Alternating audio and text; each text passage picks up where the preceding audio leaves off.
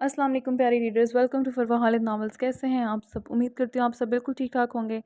आज फिर मैं हाजिर हुई हूँ तशनीकी जहाज़ कलम फरवा खालिद किस्त नंबर 27 के साथ। इससे पहले किस्त का आगाज़ किया जाए, जल्दी से जाकर हमारे चैनल को सब्सक्राइब करें, वीडियोज़ को लाइक करें और बेल आइकन प्रेस करना ना भूलें ताकि आने वाली तमाम वीडियोज़ की नोटिफिकेशन फ़ौरी तौर पर आपको मिल सकें। तो आइए शुरू करते हैं किस्त नंबर 27।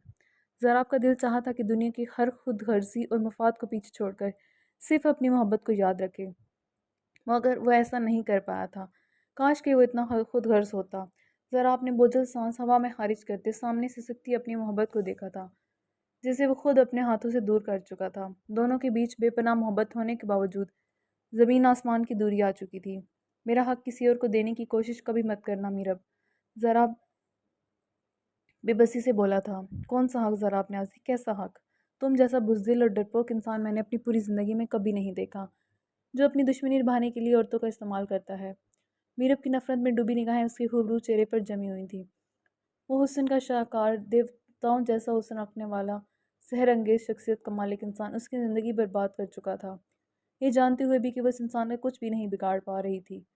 वो इतनी कमज़ोर नहीं थी, मगर उसके सामने बन जाती थी। उसके दिल के किसी कोने में तड़पती सिसकती मोहब्बत उसे कमज़ोर बना देती थी। ज़रा खामोशी से उसकी जानिब तके गया था। कुछ लम्हा बाद आगे बढ़ा था और उसके गाल पर बहते आंसुओं को अपनी पूरों पर चुन लिया था। तुम मुझसे अपनी नफ़रत निभा सकती हो, मुझे जिस तरह अजियत देनी है दे सकती हो, मगर ख़ुद को तकलीफ़ दिए बगैर। ज़रा अपने आज़ी कभी किसी को भी ऐसी कोई मोहलत नहीं देता था। वो सिर्फ मीरब राजपूत को दे रहा था। ख़ास तो बहुत थी वो इसके लिए। क्यों? मेरी तकलीफ़ क्यों नहीं देख सकते? मोहब्बत करते हो मुझसे? मीरब ने उसकी जानिब देखते तंज़ी अंदाज में कहा था, जबकि दिल कहीं न कहीं उसके जवाब का मुंतज़िर था। उसके सवाल पर ज़राब की आंखों में दर्द की एक लहर सी दौड़ गई थी। मेरे सर की कसम खाकर आज सच सच बताना मुझे ज़राब न्याज़ी, मोहब्बत तो तुमने भी की थी ना मुझसे? मीरब को अचानक से न जाने क्या हुआ था कि उसका हाथ थाम कर अपने सर पर रखती उसके होंठों से सच सुनने की ख्वाहिशमंद हुई थी। उसके सवाल पर ज़राब न्याज़ी को अपने दिल में टेसे सी उठती महसूस हुई थी। वो एक झटके से उसकी गिरफ्त से अपना हाथ निकाल गया था। मैंने बचकाना हरकतों पर यकीन नहीं करता, तुम्हें हर बार अच्छे से बावर करवा चुका हूँ। तुम मेरे लिए अहम नहीं हो, तुम सिर्फ मेरी दुश्मन हो। तुम्हारी और तुम्हारे ख़ानदान की बर्बादी चाहता हूँ मैं। उसके बाद हमारे बीच मौजूद रहा सारा रिश्ता भी ख़त्म हो जाएगा।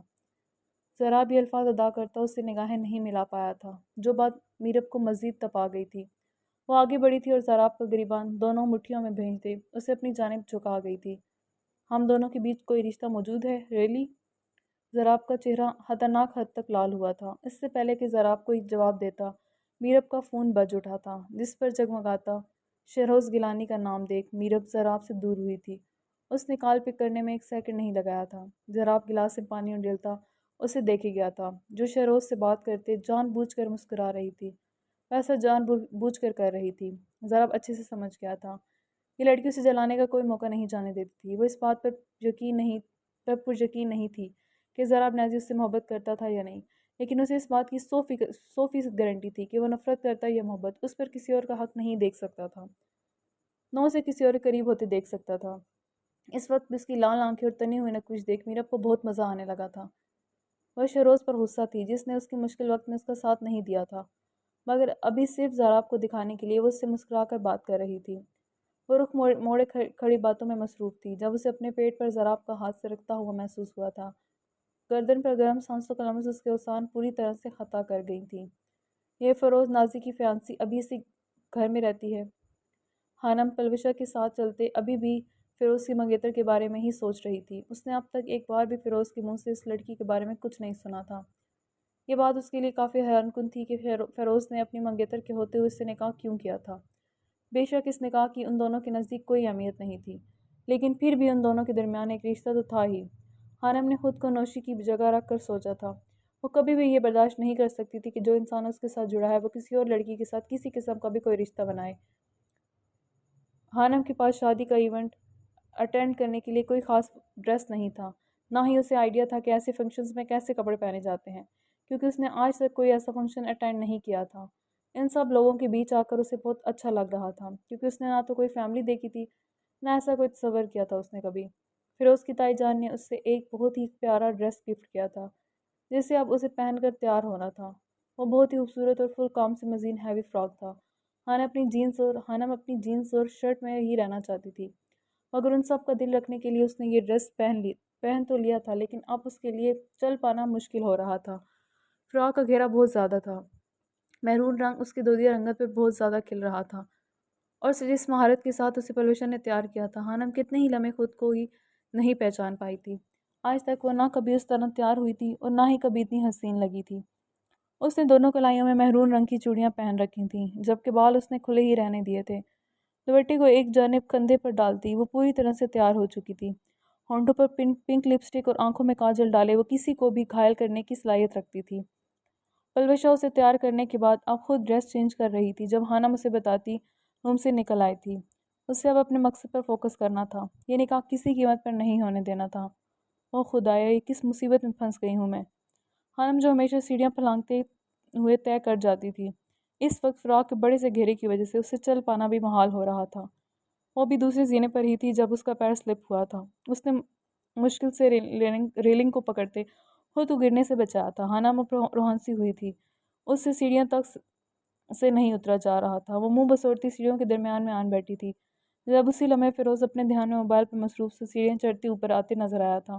تھینک گاڈ، آج پہلی بار یہ شخص ٹھیک ٹائم پر آیا ہے۔ حانم نے اسے دیکھ شکر کا سانس لیا تھا، جبکہ فیروز کی نظر جیسے ہی حانم پر پڑی وہ کتنے ہی لمحے اپنی جگہ سے ہل بھی نہیں پایا تھا۔ اس کی نگاہیں مبہوت سی حانم پر جمی ہوئی تھی، وہ بے پناہ حسین لگ رہی تھی۔ فیروز نے بہت مشکل سے اپنی نگاہوں کا زاویہ بدلا تھا۔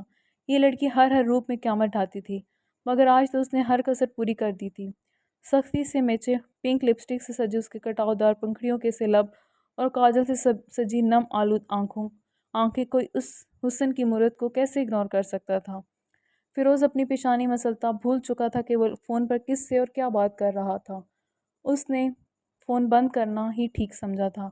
حانم کو اس طرح بیچارہ مددگار سیڑھیوں پر بیٹھے دیکھ وہ حیران ہوتا اس کے قریب آیا تھا۔ کیا ہوا؟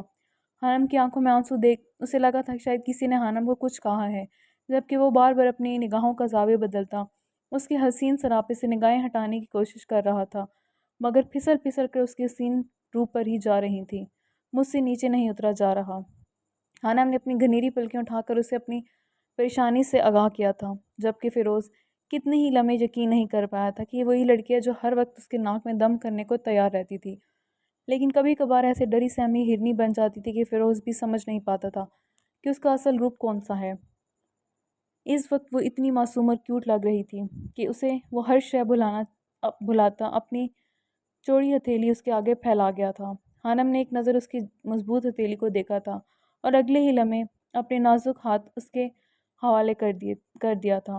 پھر اس دوسرا ہاتھ اسی کمر میں حمائل کرتا، اسے پوری طرح سے سہارا دیتا سیڑھیوں سے نیچے اتار لایا تھا۔ اپنی کمر پر سرکتے اس کی انگلیوں کی لمس پر حانم کا دل زور سے دھڑکا تھا، مگر اس نے یہ واضح نہیں ہونے دیا تھا کہ اسے کچھ فرق پڑا ہے، جبکہ اندر سے اس کی حالت انتہائی خیر ہو چکی تھی۔ نیچے اترتے ہی وہ فوراً فیروز کی گرفت سے اپنا ہاتھ نکالتی فاصلے پر ہوئی تھی۔ اس کی سانس پھول چکی تھی۔ بظاہر وہ دونوں ایک دوسرے کے سامنے کچھ بھی ظاہر نہیں کر رہے تھے، مگر اندر سے ان کی دھڑکنیں ان سے بغاوت کر چکی تھیں۔ شاہنور اندر آتے ہی میرب کو تلاش کرنے لگی تھی۔ گھر سے میرب بہت برے موڈ کے ساتھ آئی تھی۔ اسے میرب کی بہت زیادہ فکر ہوئی تھی، جو اسے ابھی کہیں نظر نہیں آ رہی تھی۔ السلام علیکم، کیسی ہو شاہنور؟ ہمنا نے شاہنور کے قریب آتے اسے سلام کیا تھا، جس پر شاہنور نے بہت ہی نرمی اور خوشگواریت کے ساتھ اسے جواب دیا تھا۔ ہمنا جو اس سے شرمندہ سی تھی، اس کے اتنے اچھے رویے پر وہ اس لڑکی کی مزید دیوانی ہوئی تھی۔ اسے شاہنور بہت زیادہ پسند آئی تھی۔ دھیمے سے مزاج کی مالک کسی بھی بات کا برا نہیں مانتی تھی۔